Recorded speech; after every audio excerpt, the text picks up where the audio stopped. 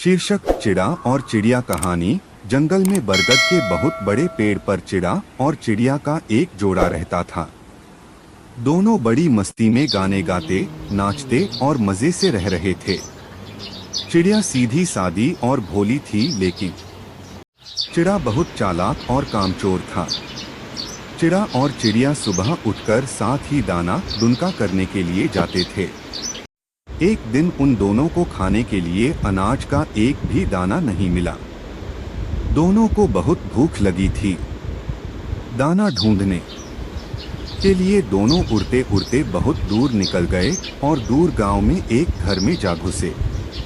उस घर में एक बर्तन में दाल और दूसरे बर्तन में चावल रखे थे।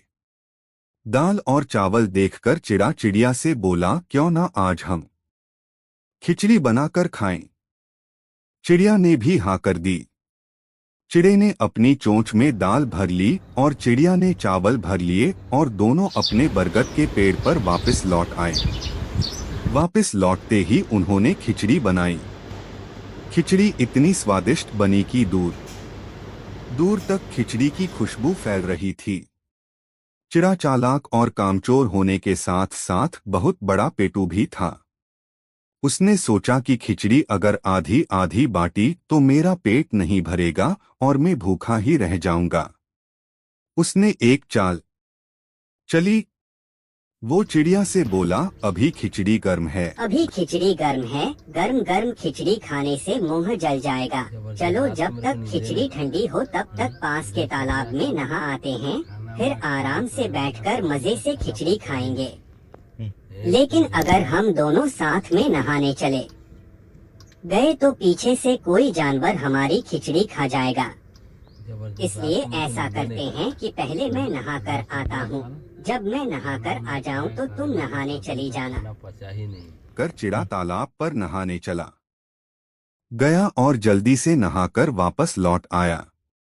उसने चिड़िया से कहा कि अब तुम नहा आओ, जल्दी लौट कर आना, फिर दोनों खिचड़ी खाएंगे। तब तक मैं यहाँ खिचड़ी की रखवाली करता हूँ।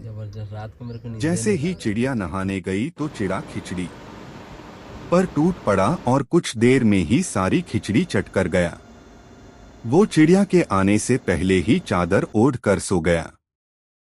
थोड़ी देर बाद चिड़िया नहाकर आ गई।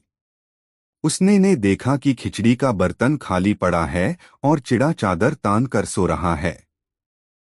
चिड़िया को यह समझते देर नहीं लगी कि यह सब चिड़े की ही करतूत है। उसने गुस्से में चिड़े की चादर खींचकर उसे जगाया। चिड़ा चिड़िया को गुस्से में देखकर अनजान बनने का नाटक करने लगा। चिड़ा बोला, क्या हुआ चिड़िया? क्या हुआ चिड़िया रानी, तुम इतने गुस्से में क्यों हो? नहाकर आने में तुम्हें इतनी देर कैसे लग गई? मैं तो तुम्हारा इंतजार करता करता सो ही गया था। तुम आ गई हो तो चलो अब हम खिचड़ी खाते हैं। वो तो तुमने पहले ही सारी चट कर ली। चिड़ा बोला, यह बिल्कुल झूठ है। मैंने खिचड़ी नहीं खाई। मुझे सोता हुआ देखकर शायद कोई और जानवर खिचड़ी खा गया होगा। ठीक है, तुम झूठ बोल रहे हो या सच, इसका फैसला हम किसी तीसरे पक्षी से करवाएंगे। थोड़ी दूर पीपल के पेड़ पर एक कौवा रहता था। कौवा बहुत अक्लमंद था। चिड़िया ने कहा कि चलो कौवे से पूछते हैं कि कौन सच बोल रहा है और कौन झूठ। कौवे के पास चले गए। चिड़िया ने कौवे को सारी बात बताई। चिड़िया की बात सुनकर कौवा सारा माजरा समझ गया। वो बोला, मैं तुम दोनों की कच्चे धागे से परीक्षा लूंगा। तुम दोनों को बारी बारी से पीपल के इस पेड़ से लटके हुए एक कच्चे धागे से झूलना होगा। तुम में से जो भी झूठा होगा उसका धागा टूट जाएगा और जो सच्चा होगा उसका धागा नहीं टूटेगा। परीक्षा देने के लिए राजी हो गए। चिड़े ने चिड़िया से कहा कि चिड़िया रानी, पहले तुम झूलो, मैं तुम्हारे बाद झूलूंगा। चिड़िया बहुत भूखी थी, इसलिए उसका वजन भी कम हो गया था।